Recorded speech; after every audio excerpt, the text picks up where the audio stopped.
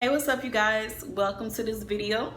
All right, so the last video I was talking about all the checks that you have to do: the background check, voice assessment, assessment for the client period, and PC check.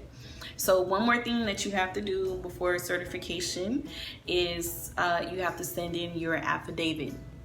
So with the affidavit, it's basically you're putting your identification on file with Arise. So even though we do work from home, Arise does want to know who they are partnering with, and that's why you need to send the affidavit.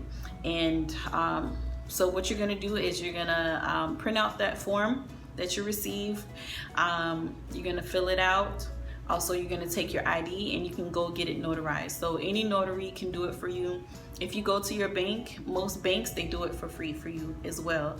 So get that notarized, and then you can, so you're gonna place your ID on top of the form and either take a picture and fax it. There's some apps that you can fax, or you can scan it with your ID on top of the paper. So when it scans, it'll have your ID on the paper, and then you can fax that in.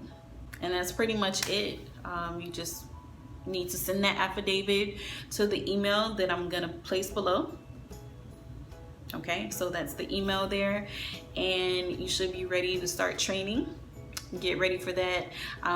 Once you do all of that, you should be receiving emails from your trainer letting you know about the pre-work that you have to do before training, and anything else that you need to do, any orientations that they might have. So once you log on for the class, keep an eye out for any emails about what's going to be happening with training. Okay, so that's it for today. If I provided value for you guys, hit the like button, comment, subscribe. If you have any questions, leave them below, or click my link and I have a contact form. You can reach out to me, and that's it for you guys. Good luck.